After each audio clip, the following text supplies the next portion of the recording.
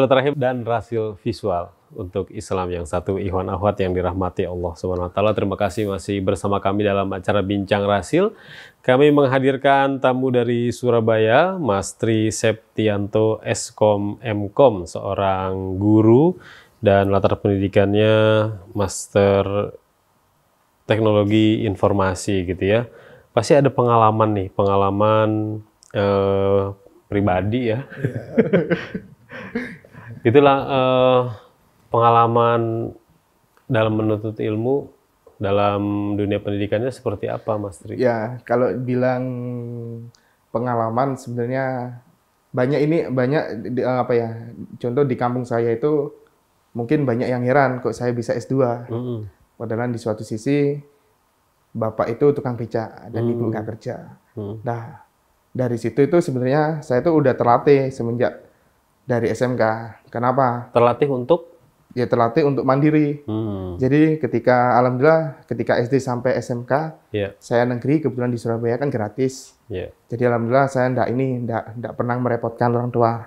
Tapi yang saya salut dari ibu itu ketika saya masuk jurusan IT, beliau itu bilang, "Le, kamu itu butuh alat apa untuk sekolahmu?" Saya cuma bilang, "Saya butuh laptop, Bu." Saya butuh laptop, Mak. Nah, terus sama ibu itu langsung bilang gini, "Ya wis, bulan besok tak belikan."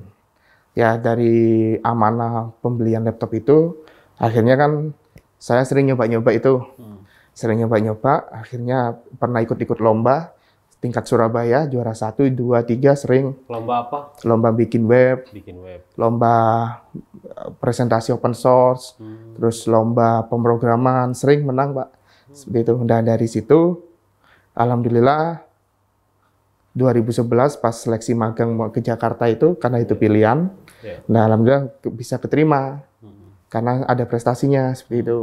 Nah, makanya yang saya bilang tadi, yang 3 faktor ini, yang siswa sama orang tua ini, orang tua itu harusnya ini lebih cenderung memikirkan anaknya fokus ke sekolah, bukan malah ngasih, mohon maaf, seperti motor atau apa seperti itu. Nah, sekarang mohon maaf, contoh sederhana, yang saya ketahui ini kan di sekolah-sekolah swasta yang notabene mereka itu tinggalnya itu nggak jauh-jauh amat sama sekolah, tapi mereka itu motornya modif. Dengan biaya sekolah segitu, terus tren anak sekolah fasilitas yang mereka dapat dari sekolah aja enggak terlalu menunjang, tapi mereka pun ya nggak menunjangkan diri sendiri. Ya ini gimana padahal visi misinya mencetak generasi yang apa ya istilahnya, yang bisa berguna di era globalisasi. Ya kan ya nggak akan bisa, alat aja mereka nggak pernah pegang. Berarti sekarang kalau pengen merubah paradigma orang tua nih secara umum gimana sih? Kalau pengen merubah paradigma orang tua ya. Jadi orang tua itu betul-betul mengeluarkan pertama ya untuk kebutuhan pendidikan anak dulu nih, lebih utama misalkan gitu. Kalau saran saya memang harus ke sekolah. Sekolah itu paling enggak ada aturan. Kalau mau jurusan multimedia nih, atau jurusan IT, anak harus punya laptop. Udah cukup. Itu sebenarnya sudah bantu. Jadi orang tua akan berpikir seperti itu. Kalau memang terlalu mahal, ya ini kan bisa tuh kredit atau apa. Ya bukan kita menjudge semua orang itu mampu, bukan. Tapi ya mohon maaf, dari kisah ayah saya sendiri yang gajinya per hari itu 20.000, tapi alhamdulillah bisa beli. Seperti itu kan, ibaratnya ini kan hanya cuma modal niat. Kan laptop itu pun buktinya bisa saya pakai 3 tahun. Asalkan saya amanah, gak saya pakai aneh-aneh, terus saya rawat, bisa. Sekarang kan anak-anak itu mintanya speknya yang tinggi sekalian, atau yang apa, padahal kan ya bergantung kebutuhan juga. Saya tuh dulu itu pernah loh Pak, ditelepon sama wali murid. Pak Tri itu ini ya, mewajibkan anak beli laptop ya? Terus harganya itu sekitar 6 juta. Loh, saya itu nggak mewajibkan, Bu. Wong, anaknya jenengan itu lo tanya ke saya, Pak, laptop yang bagus untuk multimedia itu apa? Ya saya jawab, kalau harga sekarang sekitar segini, karena dolar lagi naik. Nah itu bilangnya itu beda, Bu. Saya wajib beli laptop. Masalahnya sebenarnya kalau memang sekolah itu mau, ibaratnya sekolah itu ngasih notis atau woro-woro, ya pakai laptop, pasti orang tua akan beli kok itu kok. Saya karena sekolah kemarin nggak ada notis untuk beli laptop, tapi ketika anaknya ini wadul wajib beli laptop, kalau saya iyakan, malah saya nanti benturan sama sekolah. Ya makanya saya bilang, oh enggak. Loh, itu lo konsultasi, Bu. Dia itu mau beli, katanya mau beli laptop, speknya yang bagus untuk multimedia selama 3 tahun itu apa, harganya berapa, ya saya jawab.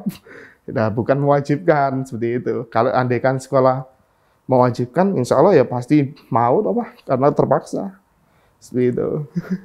Baik, tadi yang penting ada niat, sungguh-sungguh, dan Iya. juga usaha tadi. Usaha, Pak. Ada usaha. Dan itu harus ada kerjasama juga ya, yang kuat sinerginya antara Iya, kuat orang sinergi. tua dan sekolah. Sekolah. Soalnya nanti kan untuk anaknya juga, Iya. untuk muridnya juga. Ya benar sih, Pak. Ada beberapa sekolah ini yang sudah menyediakan lab.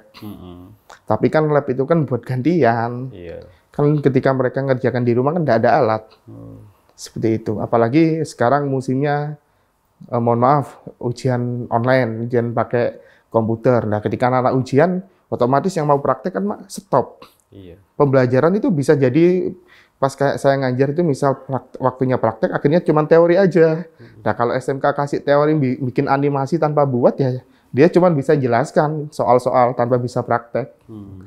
UNBK ya sekarang istilahnya, ada UNBK. Iya kan USBN itu juga pakai komputer. Itu Indonesia kan baru beberapa tahun ini. Iya. Kenapa sih Indonesia ketinggalan? Sementara negara itu semua udah ada yang 10 tahun lalu mengerti basis komputer nih. Sebenarnya kalau mohon maaf Pak, sekali lagi bukan ketinggalan, tapi memang ya saya nggak tahu lah, saya nggak akan saya nggak akan nyalakan siapa-siapa. Tapi yang saya tahu 2011 itu sudah banyak kok yang menerapkan ini apa ibaratnya CBT, computer based test itu. Ya memang nggak menggaung seperti sekarang. Sekarang menggaung karena kan nasional. Nasional sekarang. Coba kebijakan masing-masing daerah. Tapi kan sementara beberapa tahun yang lalu tuh masih aja kirim soal kemana, kirim soal kemana. Padahal kalau manfaatin teknologi kan cukup. Iya, seperti itu. Sambungan internet gitu ya. Tapi prospeknya ke depan ini akan lebih bagus ya teknologi informasi. Kalau bagus, insya Allah namanya teknologi itu akan berkembang terus. Tapi yang jadi masalah sekali lagi SDM-nya. Kita siap apa enggak, seperti itu. Makanya kalau kita nggak nyiapkan anak-anak mulai sekarang, ya kapan lagi? Apalagi sebelum menyiapkan anak nih, menyiapkan gurunya dulu guru yang melek teknologi informasi untuk semua mata pelajaran nih. Kalau sama sekolah harus imbang tiga-tiganya ini Pak. Kalau nggak imbang jongkir. Iya, khawatirnya sekolahnya old juga nih kepala sekolah. Kayak sebuah tripod toh. Iya. Kalau salah satu nggak imbang, pasti kan goyang. Kalau mau dibuat ngambil gambar, pasti hasilnya nggak bagus. Seperti itu, kita ibaratkan itu aja sih. Ini pengalaman juga sih. Apa ya, ketika dulu tuh masih kita, kalau ingin bahas soal ya, kalau ingin bahas soal sama murid-murid itu, kita masih menggali soal. Contoh misalkan di kantor, ada arsip soal-soal mana sih gitu ya. Paper, masih paper lah, masih soal dikumpulin gitu. Ternyata dalam beberapa tahun ini udah mulai buka handphonenya, ternyata di situ ada aplikasi kumpulan soal semua mata pelajaran. Dan secara online bisa terkoneksi dengan seluruh murid untuk satu kelas, bahkan untuk satu regional kota. Regional. Ya. Pengalaman juga ada satu aplikasi. Oke, kita buka ini. Terus itu udah ada langsung jawabannya. Kita klik. Bener. Itu bahkan sekarang bikin soal pun ya nggak sulit, apalagi bikin kuis-kuis digital itu. Makanya yang kemarin salah satu saya materi ngisi teman-teman SOH sama Insan Mandiri yang untuk khusus guru itu, saya juga ini mengajarkan teman-teman itu manajemen kelas digital sama buat kuis digital. Nah sekarang bikin kuis sangat gampang, apalagi kemarin pas saya diundang MGMB Bahasa Inggris itu, para guru-guru itu tak ajarin, ayo Bu, kita bikin soal listening tanpa ngerekam suara. Tinggal ngetik teksnya, jadi suara, disusun mau seperti apa, diupload jadi soal listening. Melalui apa itu? Ya bergantung ininya. Kalau yang saya tawarkan kemarin pakai Google. Pakai produknya Google. Jadi Google ada ini ya, ada layanan itu? Ada. Ya makanya yang Google for Education itu, saya ngisi materi untuk Insan Mandiri sama SOH itu pakai Google for Education itu. Kan Kan biasanya kita tuh suara ngomong kan jadi teks. Ini kebalikannya. Kebalikannya jadi suara. Google bisa begitu ya? Bisa. Bahkan anak-anak pas tak kenalkan, "Duh, kok bisa gini, Pak?" Ya bisa. Ini otomatis sudah. Saya ingat beberapa tahun yang lalu tuh kalau guru bahasa Inggris itu kalau pengen bikin soal listening, mereka beli alat rekam. Iya, rekam. Dimasukin ke komputer gitu ya. Sekarang udah sekarang lebih ngetik. praktis. Sekarang tinggal ngetik, tinggal pilih mau suara cewek apa cowok. Udah submit, download, nanti disusun. Terus upload di YouTube jadi soal. Kalau untuk mata pelajaran lain, matematika, fisika, kimia, eksak tuh gimana? Bisa, kan kalau soal tipe-tipe seperti itu yang ada apa istilahnya ya, ada tanda-tanda bacanya itu nanti pakai screenshot aja cukup sebenarnya. Tuh bisa, alhamdulillah bisa, langsung muncul nilai, langsung apa ya, bisa tahu benar salahnya, analisis soal per soalnya ada. Makanya guru-guru SOH sama Insan Mandiri kemarin seneng, wih hebat ya ini ya, wih hebat ya ini. Hebat ya, baru tahu ternyata. Dan itu Google memberikan layanan itu udah berapa lama? Udah lama Pak, Udah saya ngisi roadshow kemana-mana itu udah sejak tahun 2016 akhir kok. Berarti sebelumnya kan sudah ada itu. Saya baru tahu. Duh. Ini kan pendengar juga banyak yang guru juga. Iya, enggak apa-apa. Dulu yang guru-guru dari zaman zaman baheula gitu ya. Sekarang masuk ke zaman milenial, jadi perlu belajar juga. Kadang-kadang bahkan si orang tua yang dia menjadi guru gitu ya, dia kurang canggih dibandingkan sama anaknya. Anakku bisa lebih canggih nih. Ibu, nanti saya bikin ini, dia cuma saya laptop doang gitu ya. Sebenarnya generasi yang dulu juga bisa ya memasuki. Bisa Pak. Langkah-langkah apa sebenarnya yang dalam pengalamannya Mas Ri melakukan itu? Yang pertama, kalau dari generasi yang lumayan tua, itu sebenarnya pengalaman teman saya yang saya amati itu, beliau itu open minded. Mesti tanya, "Mas, ada enggak teknologi untuk ini, untuk ini, untuk ini?" Jadi tak jawab, "Oh ada Pak, bisa pakai ini." Seperti itu. Dan kalau open minded itu pasti akan lebih mudah ya? Iya, open minded. Kalau orang itu sudah kekeh, apalagi mohon maaf sih, kadang yang menghancurkan paradigma guru itu susah.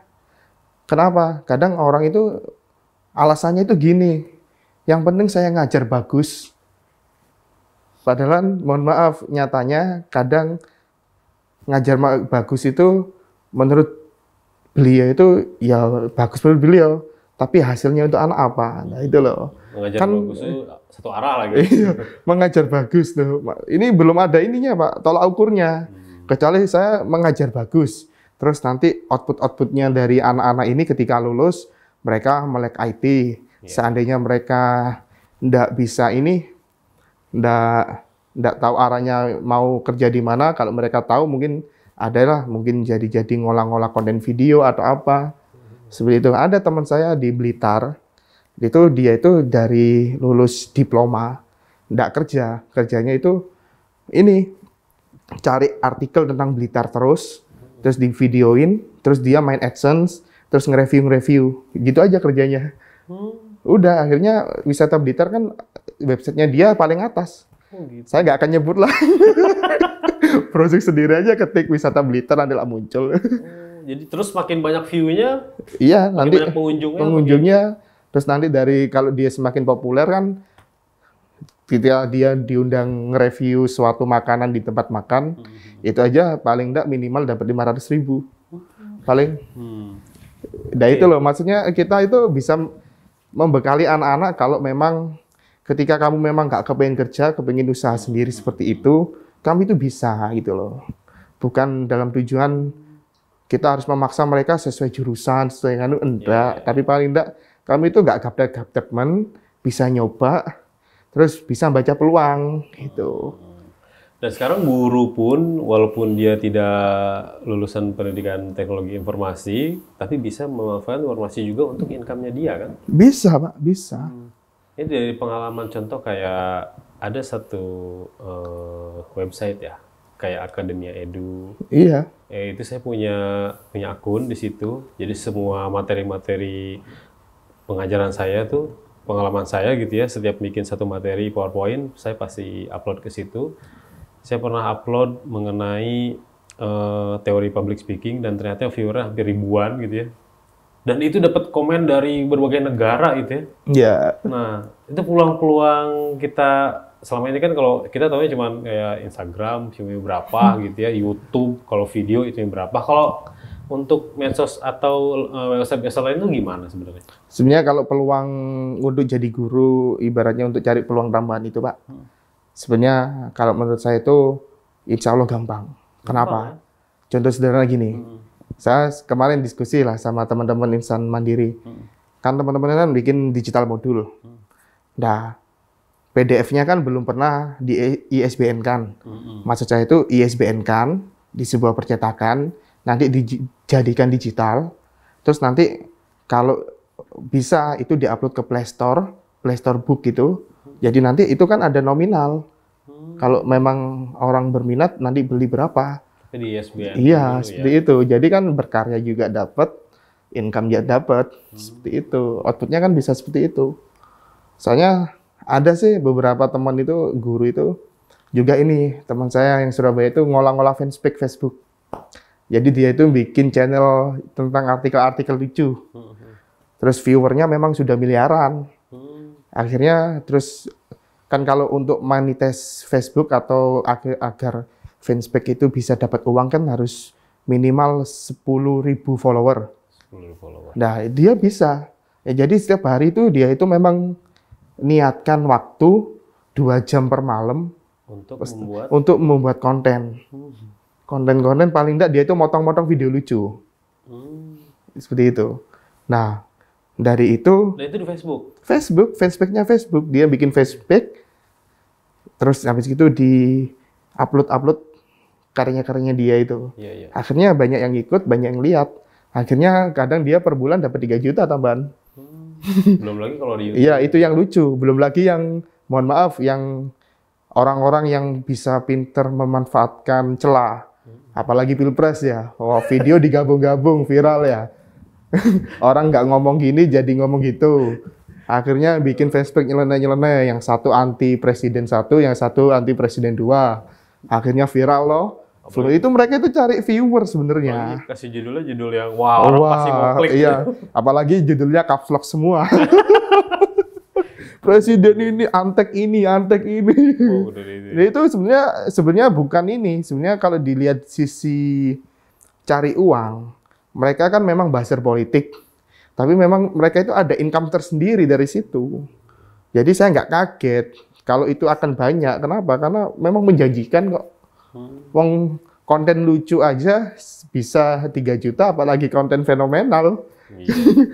Tinggal publish, misal mohon maaf, saya menjelekkan paslon nomor berapa, tak taruh di fanspage-nya yang berseberangan. Nah, pasti rame. Iya toh, pasti rame tuh komen-komennya. Baik. Itu kan kayak ini toh Pak, ibaratnya saya itu ada api, terus saya itu minyak gas, tak kasih Jo. Burung besar. Itu sebenarnya bisnis Pak sebenarnya. Tapi ya memang kalau kita guru kan ya gak etis toh seperti itu. Makanya kalau bukan pekerjaan guru. Iya. Meskipun ini tak kasih bocoran jangan dilakukan. Tapi memang itu sebenarnya ada duitnya. Makanya kita fokus ke yang lucu-lucu aja, yang menghibur lah.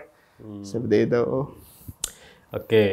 Nah, Mas Tri, lalu kalau untuk misalkan bagi sebuah lembaga pendidikan sekolah, ketika dia sudah berusaha untuk terjun memaksimalkan dunia teknologi informasi, dari mulai publikasi, promosi, itu sekarang pasti berbeda ya? Beda, Pak. Makanya kemarin itu per guru itu tak ajarkan tentang Google Site itu. Jadi yang bikin portofolio atau bikin pamflet digital. Jadi satu site itu bisa diisi YouTube, diisi konten gambar, diisi dan itu gratis loh. Makanya tadi pun tak ajarkan ke siswa-siswa, tapi tak arahkan bikin toko online.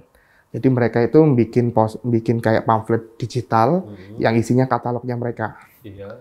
Udah. Ya interest banget anak-anak SMP, SMA, itu seneng mereka tadi.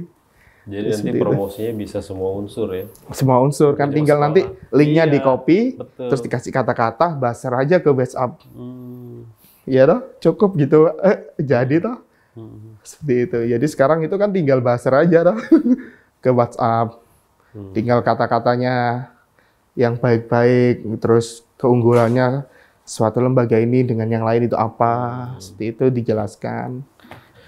Baik, Mas Ri, kita kembali ke satu topik bahasan kita, bagaimana pendidikan menghadapi revolusi industri 4.0. Masalah yang dihadapi terbesar saat ini hingga beberapa tahun ke depan apa, lalu solusinya bagaimana sih supaya pendidikan Indonesia maju di revolusi industri ini? Kalau masalah Pak, yang pasti nanti kan kita kan sering pengurangan tenaga kerja itu. Nah, makanya akhirnya pengangguran deh. Pengangguran. Ya, makanya seperti yang saya bilang kembali lagi toh, anak-anak yang dibekali keilmuan IT, paling enggak 9 fundamental itu ada beberapa fundamental yang nurun ke siswa. Karena 9 fundamental itu kalau disebut itu kayak guru itu harus bisa ngerekam suara digital. Terus bikin PLNs. PLNs itu People Learning Network. People Learning Network. Itu apa sih? Itu kayak portofolio digitalnya guru.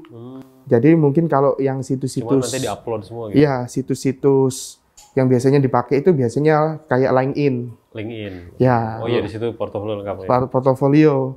Dan kalau LinkedIn ini kita mengikuti sebuah perusahaan, misal kita nge-follow sebuah perusahaan, kalau perusahaan itu butuh karyawan yang mirip spesifikasinya dengan kita itu nggak nyari, malah kita dapat pesan.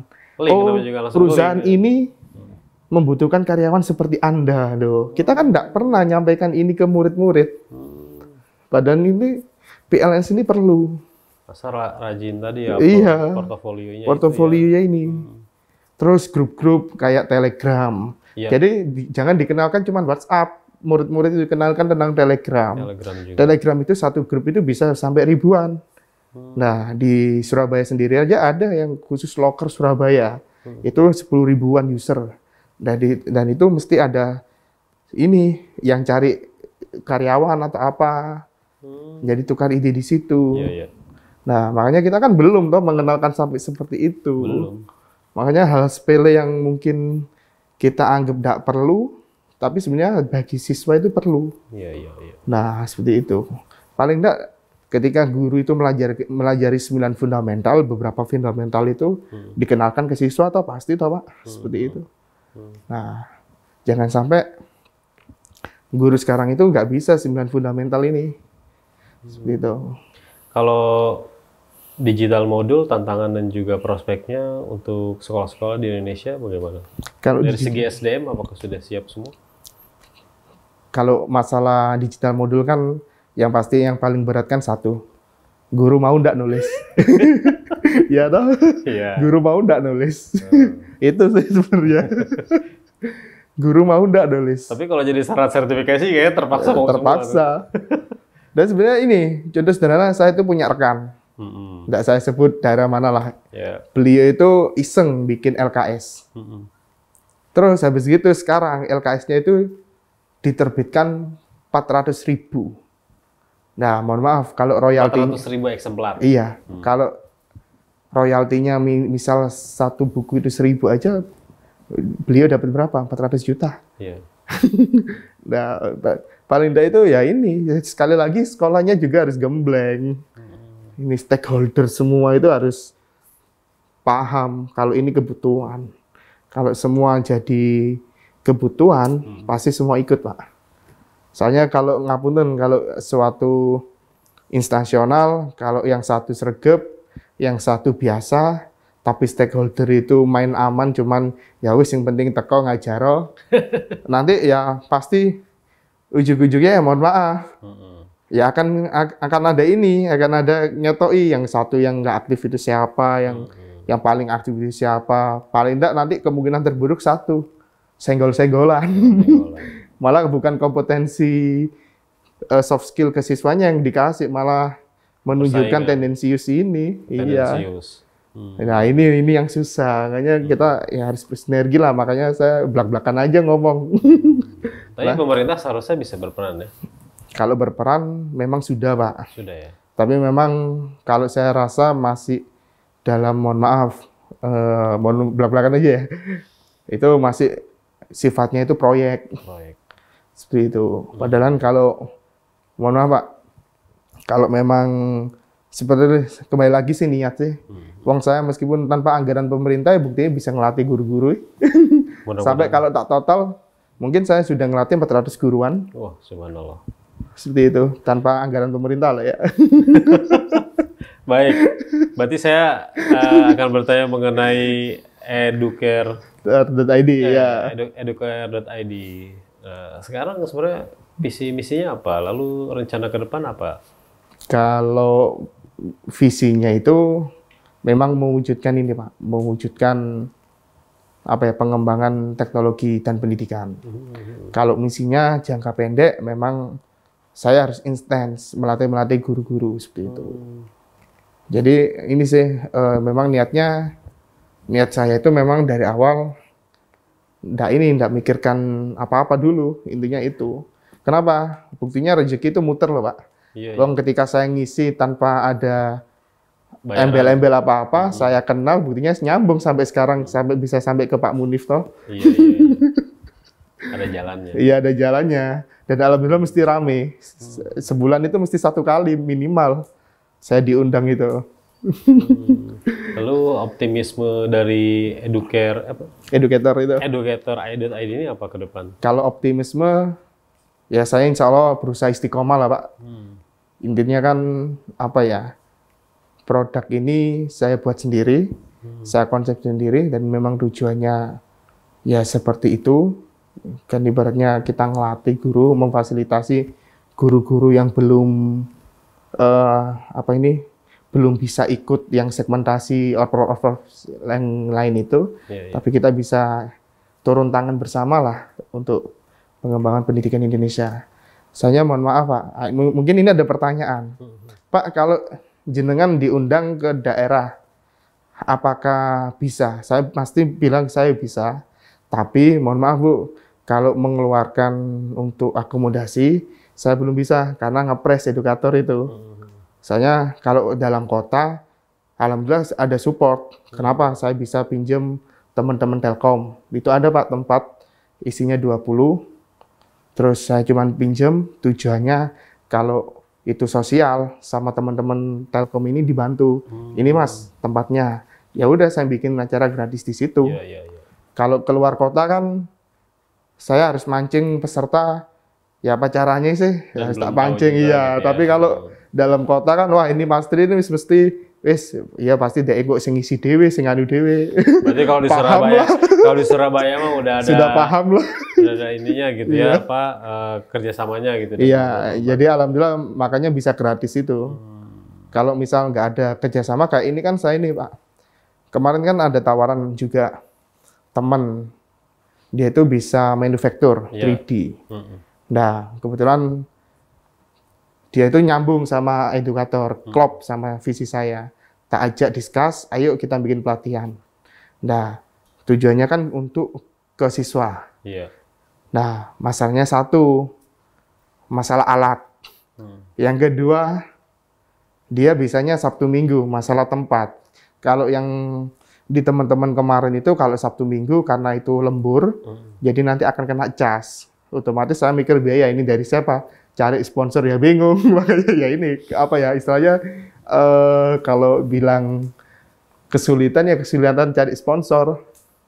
Berarti kalau di luar itu di luar itu ayo gitu loh. Secara ilmu dan pribadi sudah siap ya. Siap. Akomodasi harus disiapkan juga. Iya. Nah, karena ini tantangan dan juga prospek ke depan, teknologi informasi ini akan menjadi keseharian umat manusia ya. Apalagi dalam hal pendidikan juga nanti akan menjadi penunjang yang utama.